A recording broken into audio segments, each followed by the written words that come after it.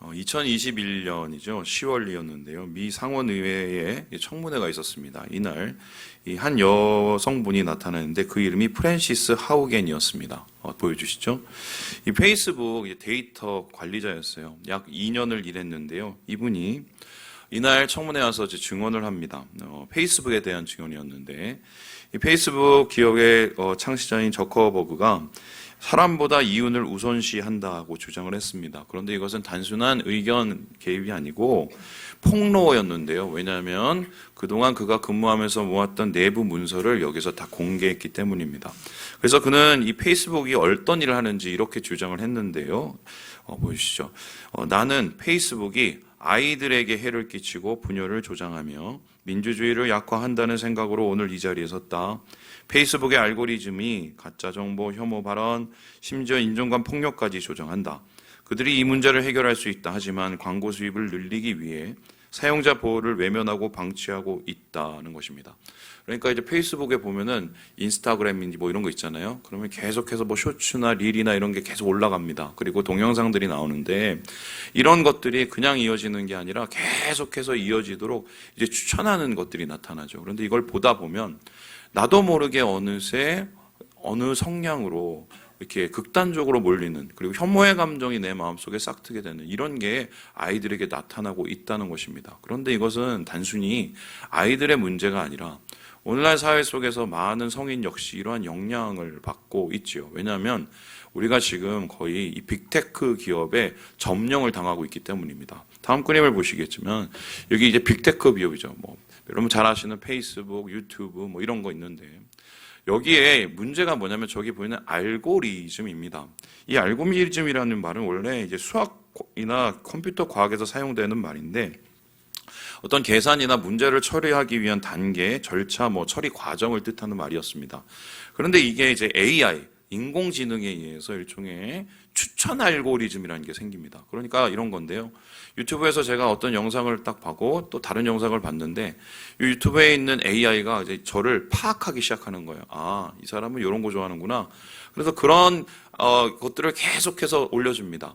근데 그냥 올려주는 게 아니라 더 자극적이고 더 빠져들 수 있는 내용이고 더 극단적인 것들을 올려줘요. 그러면 결국 이러한 알고리즘을 통해서 이 빅테크 기업이 얻는 것은 무엇입니까? 계속적으로 거기 앞에 우리를 잡아두는 겁니다. 잡아두게 되면은 광고를 보게 되고요. 광고는 결국 이 빅테크 기업의 한 70%에서 80%의 이윤이 되기 때문이에요. 그래서 실제적으로 이런 알고리즘, 추천 알고리즘이 우리에게 어떤 영향을 끼치는지 보고가 있었는데 2019년 3월에요. 이 구글의 닐 모한 수석 부사장이 이런 얘기를 했습니다. 보여주시죠. 유튜브 시청 시간이 이 알고리즘을 만들고 나서 어느 정도로 늘어가느냐? 70%가 늘어가 있습니다. 어마어마하죠. 그리고 비디오나 이런 시청 시간도 20배 이상, 그러니까 영상이 20배 이상 늘어나고요. 이게 지금 2019년 자료니까 지금은 이에 대해서 5년이 지났잖아요. 아마 어마어마한 폭증이 지금 일어나게 됐을 것이다. 그런데 이런 사용량의 증가 문제뿐만이 아니라 더 큰 문제가 발생하고 있는데요. 이런 문제를 필터 버블이라고 합니다. 필터 버블이 뭐냐면은 이 알고리즘의 추천 정보만 이제 사용자가 계속 접하다 보면은 본인의 의견과 본인의 생각들이 이 컨텐츠에게 갇혀버리게 되는 거예요. 그래서 자꾸 그걸 보면은 맨 처음에는 이상하네 하다가 10번 보면 그게 진실이 되고 나의 이 생각이 돼버려 갖고 나도 모르게 이제 과몰입을 해서 거기에 매몰당하게 되는 것입니다. 그러므로 이제 이 노출이 되면요, 성량이 돼요. 성량이 되면 지금 성격이 되는 사회를 우리가 살고 있는데요. 이건 좀 심각해서, 왜냐하면 정치적인 문제도 지금 다 이렇게 일어나고 있어요. 극단적인 혐오, 다 이겁니다. 그래서 이 정치인들은 이를 막기 위해서 대책을 강구하자고 이 좌파나 우파나 똑같이 얘기를 하고 있어요.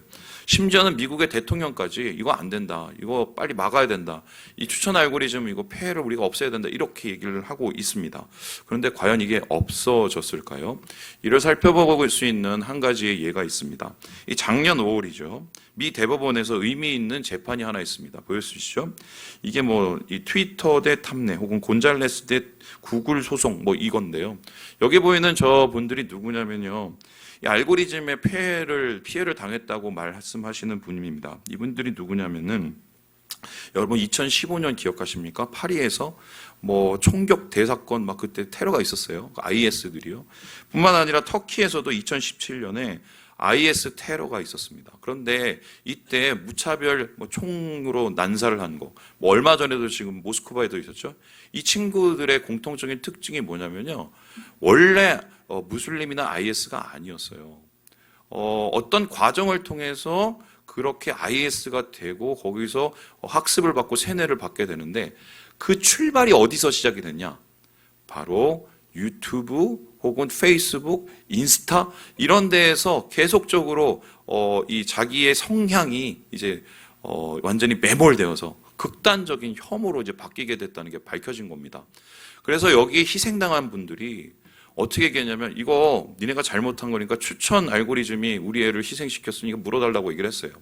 그런데 판결이 어떻게 났냐? 되게 흥미로운데 이렇게 얘기했습니다. IS와 같은 악당들은 피고와 같은 플랫폼을 불법적으로 때로는 끔찍한 목적으로 사용할 수도 있다. 그리고 전화나 이메일, 인터넷도 그렇게 할 수 있다. 이렇게 인정을 합니다. 근데 인정을 했는데 결국은 어떻게 하면은 사용자에게는 아무런 책임이 없다라고 나왔어요. 그 이유가 뭐냐? 여기에 중요한 법이 하나 있는데 통신품위 법이 있습니다. 이게 230조라는 건데 이 법이 뭐냐면은 서비스 제공자는 뭐 한마디로 표현의 자유가 있으니까 여기에 대해서 뭐 간섭 안 해도 된다. 그래도 니네 문제가 아니다. 뭐 이런 자유를 인정해 주는 건데 이게 일종의 면죄부가 돼버린 겁니다. 그래서 이런 일들이 일어나고 있는데 아무도 여기에 손을 댈 수가 없어요. 그러면 이 법을 뜯어 고치면 되잖아요. 그런데 지금 미국에서는 이 법을 뜯어 고치지 못하고 있습니다. 그 이유가 뭐냐? 이 빅테크 기업이 미국의 의회에 갖다 주는 돈이 한 해에 얼마냐면 235억 원입니다. 그러니까 이 돈을 받으니까 이 법을 없앨 수가 없는 거예요. 그러니까 계속해서 애들은 노출당하고 우리도 노출당하면서 극단적인 성향으로 바꿔가고 있는 지금 이 시기 한마디로 다시 말씀드리면 노출이 성향이 되고 성향이 성격이 되고 성격은 극단적으로 되는 우리가 이 시대를 살고 있다는 것입니다. 근데 이것은 사실 단순히 오늘날의 이런 빅테크 기업의 추천 알고리즘뿐만이 아니죠. 우리는 영향을 받고 삽니다. 제가 재밌는 얘기 하나 해드릴까요? 이제 제가 예전에 이제 아시겠지만 이제 단기 선교 많이 다녔어요. 제가 다니기도 하고 끌고 다니기도 하고. 근데 신기한 게요. 정말 신기합니다. 이게 뭐 어떻게 해석을 해야 될지 모르겠는데 어느 지역을 가서 거기서 열심히 사역을 하고 막 그러다가 애들이 한 이틀 정도 지나면 막 싸우기 시작합니다. 막 싸우기 시작해요. 그러더니 이제 3일 지나면 이제 대놓고 막 싸우기 시작해요. 편을 나눠서 막 싸웁니다. 이게 도대체 왜 그러느냐. 자꾸 저녁에 막 기도하고 우리가 회개하고 하는데 나중에 선교사님 말씀에 보면 그 지역이 소위 말해서 공산치하에서 서로 죽이고 서로 막 목숨 뺏고 그랬던 지역이었어요. 학살하던 지역. 그러니까 그런 영향들이 시대가 지나가는데도 도대체 어떻게 된 영문인지 모르겠지만 영적으로 나도 모르게 그렇게 당하고 있어요. 그거를 느껴요. 어떤 지역에 가면은 애들이 안 그랬는데 서로 남자 여자애들이 보는 눈빛이 달라집니다. 그리고는 한 3일 지나면 손잡고 다녀요. 근데 웃긴 건 뭐냐면 걔네들이 다시 한국에 돌아오잖아요. 한 달도 안 돼서 다 깨집니다. 나중에 보면 이게 어떤 정문인가 봤더니 그 지역이 한마디로 영적으로 굉장히 음란한 지역이에요. 그러니까 이러한 절차나 과정이 도대체 어떻게 되는지 모르겠지만 우리는 상황이나 문화나 그것이 가지고 있는 영적 기반에 나도 모르게 영향을 받는 그런 존재들이에요. 그런데 이게 오늘날의 시대는 대놓고 받는 거예요. 대놓고 우리의 스마트폰이나 여러 가지 매체를 통해서 대놓고 그런 영향을 받고 있기 때문에 자칫 잘못하면 나도 모르게 내가 달라질 수도 있는 시대를 우리가 살고 있는 것. 바로 오늘의 우리의 지금 모습입니다. 자, 그렇다면 오늘 이 시대에 우리에게 필요한 말씀이 무엇일까? 오늘 우리가 살펴보는 이 데살로니가전서 5장은 바로 그런 의미에서 굉장히 중요하다고 할 수 있는데요. 우리 함께 23절의 말씀을 같이 한번 읽어보도록 하겠습니다. 시작! 평강의 하나님이 친히 너희를 온전히 거룩하게 하시고 또 너희의 온 영과 혼과 몸이 우리 주 예수 그리스도께서 강림하실 때에 흠없게 보존되기를 원하노라. 지금 하나님께서 우리에게 무엇을 하기 원하시는가? 특별히 데살로니가 교인에게 흠없이 보존되기를 원한다라고 얘기를 하고 있습니다. 왜냐하면 데살로니가 교회의 교인들 역시 지금 외부적 환경이 별로 좋지 않고 거기에서 나쁜 영향을 받을 수밖에 없는 상황이었습니다. 그럼 그들은 어떤 영향을 받았을까요? 다음 그림 보시면 이 데살로니가 지역에 있었던 유적인데요. 이 지역 역시 굉장히 발전되고 또한 문화가 굉장히 타락한 곳이었습니다. 특별히 그들을 괴롭히는 것은 세 가지였는데, 유대인들이 여기에 회당이 있었는데 대놓고 이 데살로니가 교인들을 핍박하고 때리고 심지어는 가두는 일이 발생합니다. 그래서 바울이 채 3주도 있지 못하고 여기를 도망하게 돼요. 그 정도로 박해가 굉장히 심했기 때문에 신앙적으로 살기에는 참 어려운 상황이었어요. 두 번째로는 이 세속 문화가 장난이 아니었습니다. 이 데살로니가 지역을 다스리는, 소위 말해서 지배하는 신은 바쿠스입니다. 여러분 바카스 아시죠? 이 바카스인데 그건 뭐냐면 술의 신이죠. 한마디로 향락과 술과 쾌락이 판치는 곳이었어요. 그래서 그것에 속하지 않으면 이 사람들이 피해를 보거나 경제적으로 문제가 생기기 때문에 사람들이 어쩔 수 없이 그런 문화에 젖을 수밖에 없었습니다. 그래 놓으니까 이 문화 속에서 제대로 된 신앙을 지키고 하나님의 마음을 지켜나가기가 쉽지가 않았다는 것이죠. 뿐만 아니라 여기에는 거짓 교사들이 있었는데 이방의 영향을 받은 신비주의가 판을 쳐서요, 그리스도의 복음을 흐려놓는 그런 삼중고를 앓고 있었습니다.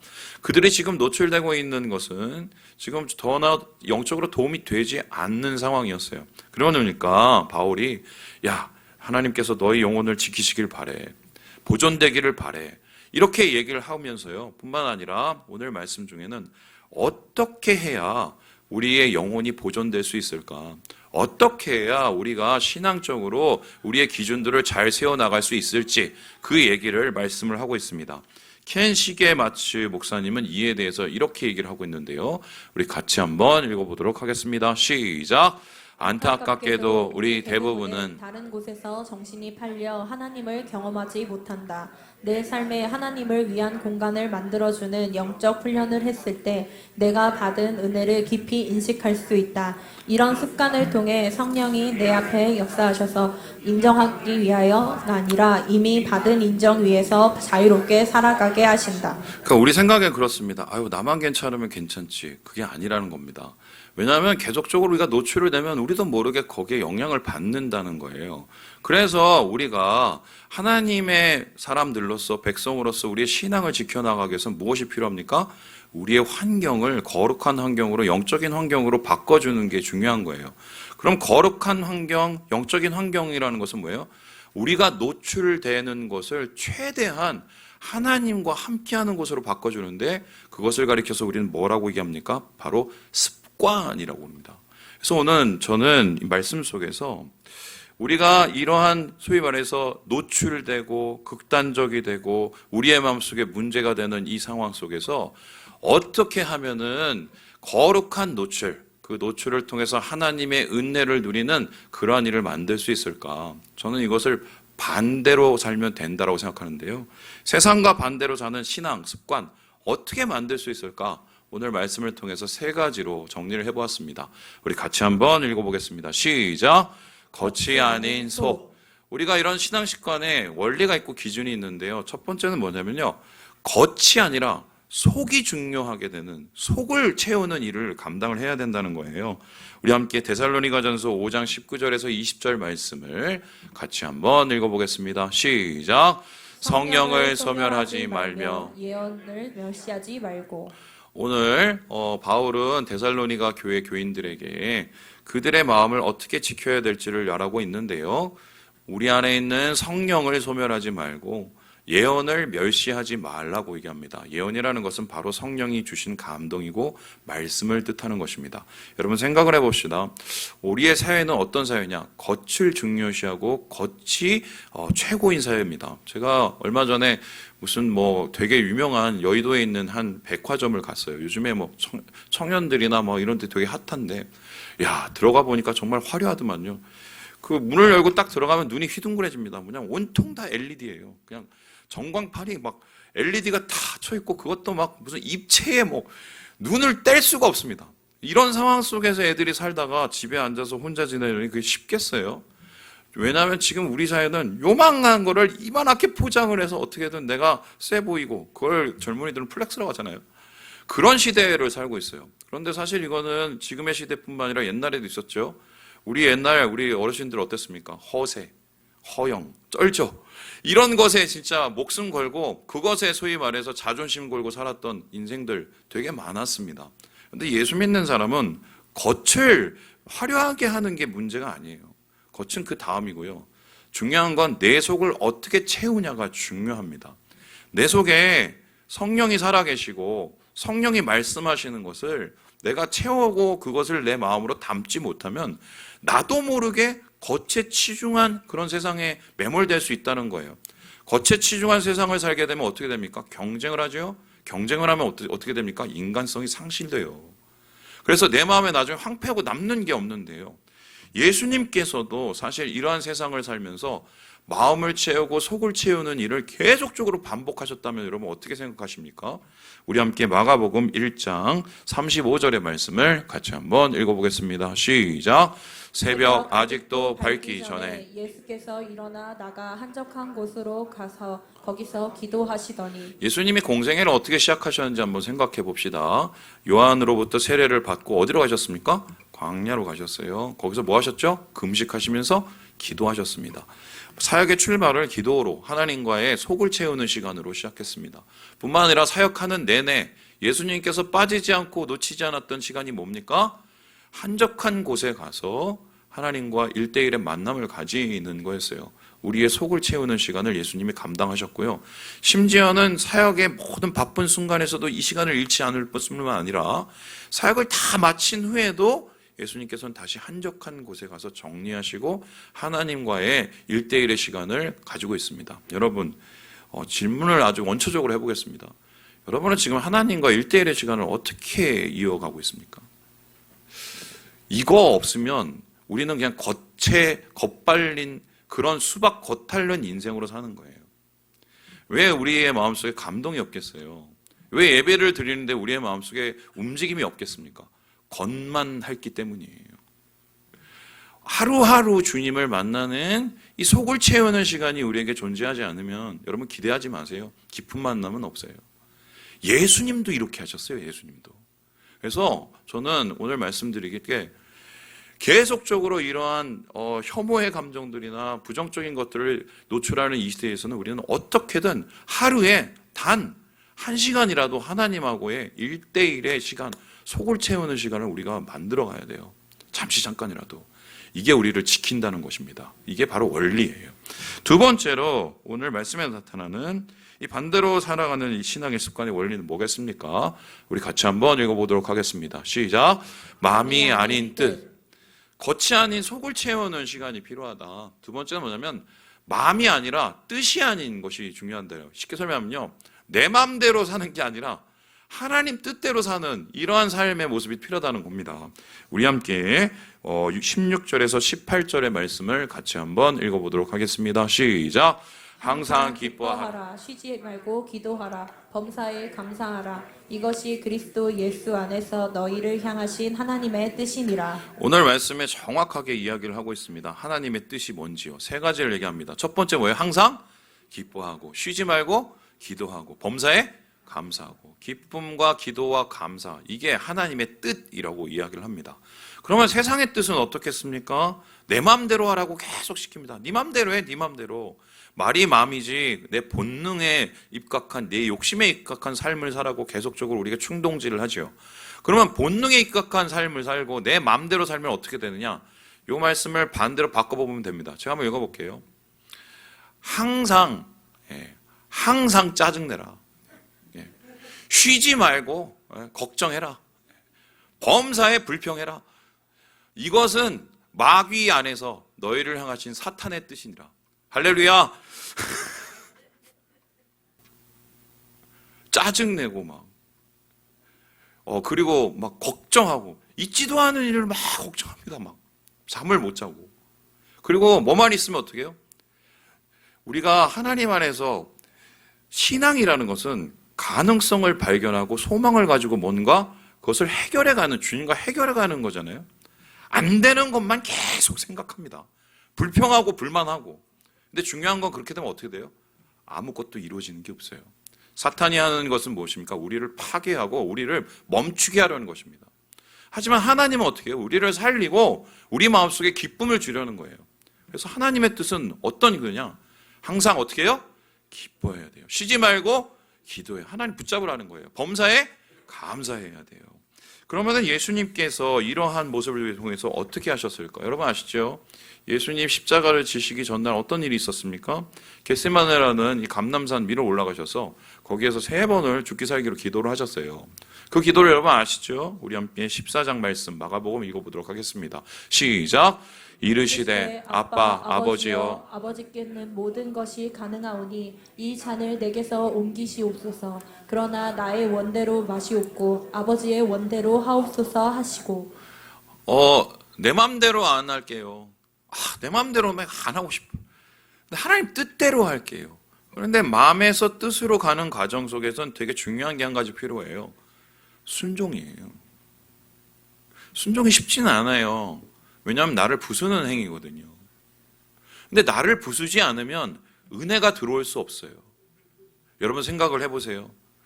딱딱한, 소위 말해서 겉대기가 딱딱한 어떤 그 돌멩이가 있는데 그게 안에 뭐가 들어갈 수가 있어요.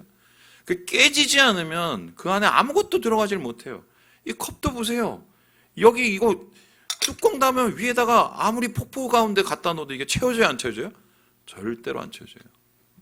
순종은 나를 깨트리는 시간이고, 나를 깨트림으로써 내 마음이 아니라 주님의 뜻을 찾을 때 거기에 반드시 하나님의 은혜가 임하게 된다는 것입니다. 그래서요, 하루에 한 가지라도 하나님 뜻대로 하려는 우리가 노력이 필요합니다. 그러다 보면 그게 한 가지가 되고 2가지가 되고 10가지가 되고 우리의 오늘이 되는 거예요. 하나님 안에서 우리를 지키는 그 습관은 바로 속을 지키고 하나님의 뜻을 우리가 지키는 이 모습, 이 태도가 필요하다. 자, 그렇다면 마지막으로 반대로 사는 신앙생활의 원리는 무엇입니까? 우리 같이 한번 읽어보도록 하겠습니다. 시작. 나가 아닌 우리 속, 뜻, 그리고 마지막으로 뭐예요? 우리가 중요하다는 겁니다. 우리 함께 13절의 말씀을 같이 한번 읽어보도록 하겠습니다. 그들의 역사로 말미암아 사랑 안에서 가장 귀히 여기며 너희끼리 화목하라. 예수님께서 이 바울을 통해서 우리에게 말씀하시기는 우리 공동체에는 왜 있느냐? 사랑을 나누기 위해서 있고 하나님의 화평을 이루기 위해서 있다. 그런데 그 화평이라는 것은 그냥 이루어지는 게 아니라 서로가 서로를 돌아보고 서로가 서로에게 인내해주고 서로가 서로를 세워나가는 이런 공동체, 교회를 통해서 이것이 이루어진다고 이야기를 하고 있습니다. 한마디로 영적인 친구를 사귀는 것이 우리의 신앙을 온전케 한다는 것입니다. 이에 대해서 이 시계맞추 목사님은 다른 책에 이렇게 말씀하시는데요. 우리 같이 한번 읽어보도록 하겠습니다. 시작! 그리스도 안에서 지속적인 변화를 원한다면 서로 사랑하고 도와주는 공동체의 영적 생태계에서 성공 확률이 높다. 영적 우정은 단순히 기분을 더 좋게 해주는 게 아니라 더 나은 사람이 되게 해준다. 자신의 말에 무조건 고개를 끄덕여주는 사람을 얻는 게 아니라 그리스도 안에서 함께 성장해 나가는 것이 목적이다. 영적인 우정은 우리를 성장하는 계기와 성장하는 장소가 된다는 것입니다. 여러분 그거 아시죠? 혼자 신앙생활 잘하시는 것 같은 분들 나중에 뚜껑 열어보면 정말 이상한 신앙에 빠져 있으신 분이 있어요. 왜 그렇습니까? 혼자 하면 그것은 결국 나중에 문제가 생기기 때문이에요. 오늘날 세상에서는 뭘 얘기합니까? 네가 제일 중요해. 네가 제일 중요해. 그러면서 나 자신. 결국 어떻게 돼요? 집에 혼자 앉아갖고 페이스북 보고 유튜브 보고 혼자 소외되는 게 지금 오늘날의 상황이에요. 점점 외로워지고 점점 인간성이 망가지는 것이. 그런데 하나님께서는 뭐라고 그러십니까? 계속적으로 우리가 나가 아니라 우리가 되라고 얘기해요. 우리를 위해서 사는 것이 맞다고 이야기를 하고 있습니다. 그래서 주님의 교회를 주신 이유는 바로 이러한 영적인 우정을 갖고 가면서 하나님 안에서 필요 충분의 에너지를 영적으로 공급받으라고 주시는 거예요. 자, 그렇다면 제가 질문해 보겠습니다. 모든 공동체 중에, 모든 교회 중에 제일 중요한 교회는 어디겠습니까? 무엇이겠습니까? 호은삼일교회인가요? 호은삼일교회보다 더 중요한 교회가 있습니다. 뭘까요? 여러분의 가정입니다. 제가 어제 이제 그 신방을 다녀왔습니다. 하나님께서 아침에 이제 기도를 하는데 말씀을 주셨어요. 물어보시라고. 그래서 가서 우리 가족들에게 물어봤습니다. 행복하기 원하시냐고. 그랬더니 가족분들이 다 행복하기 원한다고 다 대답을 했어요. 그래서 제가 물어봤습니다. 지금 행복하냐고 그랬더니 별로 다 행복하지가 않대요. 그래서 제가 또 물었습니다. 어떻게 하면 행복해지겠냐고 물었더니 잘 모르겠대. 그런데 집사님께서 안수 집사님이세요. 정답을 얘기하셨어요. 내가 변하면 된대. 정답은 다 알아요. 정답은 다 알아요. 대단하시죠? 그거 아니까. 아는데 못합니다. 웃기지 않습니까? 서로 행복해지길 원해요. 근데 행복한 사람이 한 명도 없어요. 이게 우리의 가정이에요. 하나님이 그러라고 만드는 게 아닌데 행복하기 원하는데 행복하지 않고 정말 만일에 거기에 더 싸우기 시작한다면 얼굴 보고 짜증이 나기 시작하면 이건 지옥이죠. 하나님이 가정을 만드신 이유는 천국을 만드신 건데 영적인 우정을 나누고 동지를 세우기 위해서 주신 건데 우리는 왜 이런 하나님의 가정을 천국이 아닌 지옥으로 만들었을까? 생각해보면 가족에 우리는 없고 나만 있어서 그래요. 나한테 내 생각대로 남편은 남편대로, 아내는 아내대로, 자식은 자식대로. 우리는 없어요. 그럼 나중에 어떻게 됩니까? 가족이 쪼개져요. 파편이 돼요. 공동체도 마찬가지죠. 온전한 가정 속에서 우리가 하나님의 뜻을 찾지 못한다면 공동체도 그러한 영향들이 있을 수밖에 없죠. 그러면 이게 어떻게 이루어지게 되겠느냐. 여러분 그거 아십니까? 예수님께서 공생에 사역을 하신 기간은 한 1000일이 되지 않아요. 근데 이 1000일 동안 예수님께서 가장 주의 깊게 자신의 시간을 할애한 게 뭔지 아십니까? 여기에 대해서 요한은 성경에 이렇게 기록을 하고 있는데요. 우리 같이 한번 읽어보도록 하겠습니다. 시작! 6월절 전에 예수께서 자기가 세상을 떠나 아버지께로 돌아가실 때가 이른 줄 아시고 세상에 있는 자기 사람들을 사랑하시되 끝까지 사랑하시니라. 뭐 했다고요? 끝까지? 누구를요? 자기 사람들, 제자들, 교회, 가정, 공동체를 끝까지 사랑하셨다는 겁니다. 예수님이 가장 할애한 게, 심지어는 여기에는 예수님 배신한 놈도 한 놈 있고 예수님 팔아친 놈도 한 놈이 있었어요. 그런데도 마지막까지 예수님께서는 끝까지 사랑하셨대. 여기서 제일 중요한 단어가 뭐예요? 끝까지예요. 이 끝까지는 포기하지 않고라는 뜻도 있고 내가 할 수 있는 최선으로라는 겁니다. 우리를 위해서는 내가 희생돼야 될 때가 있어요. 그런데 그렇게 우리가 세워지면 나도 너도 행복해질 수 있어요. 마음이 채워질 수 있다고요. 근데 우리는 항상 그런 것 같습니다. 우리 아시죠? 멱살 잡아보면 서로 멱살을 잡습니다. 놔! 하나, 둘, 셋! 놔요, 안 놔요? 절대 안 놔요. 그러니 우리의 삶 속에서 하나님의 연합과 영적인 은혜가 이루어지지 않고 불평불만만 가득한 거 아닐까요? 말씀을 마치려고 합니다. 예수님의 고난, 이번 주는 우리가 그걸 묵상하는 시간이에요. 보여주시죠. 십자가를 우리가 묵상해야 됩니다. 여러분들 어떻게 생각하십니까? 예수님의 십자가가 하루아침에 이루어진 거라고 저는 생각하지 않거든요. 매일매일 속을 채우고 매일매일 뜻을 찾고 매일매일 우리를 생각하셨을 때 저기에 오르실 수 있었어요. 그 거룩한 예수님의 습관과 생활 원칙이 십자가를 가능하게 했고 그 십자가를 통해서 우리가 오늘 구원받고 함께 예배드릴 수 있는 것 아니겠습니까? 저는 그래서 오늘 여러분께 이렇게 도전합니다. 이번 한 주는 좀 습관을 바꿔보세요. 노출을 좀 바꿔보세요. 여러분 안에 거룩함이 남고 생명이 남을 수 있는 그런 영적인 시간도 만들어 보시고요. 하나님의 뜻이 뭔지 한번 구해 보시고요. 그리고 우리가 돼보려고 한번 한 시간이라도 한 일이라도 좀 우리가 노력해 봤으면 좋겠습니다. 바로 그런 노력들이 주님처럼 주님과 함께 십자가의 은혜를 누릴 수 있게 한 것이 아닌가. 우리 사랑하는 여러분, 주님 안에서 세상과 반대로 하지만 우리 가운데 행복이 넘치는 하나님의 은혜로 살아가시는 이 한 주 되시기를 주님의 이름으로 축원합니다.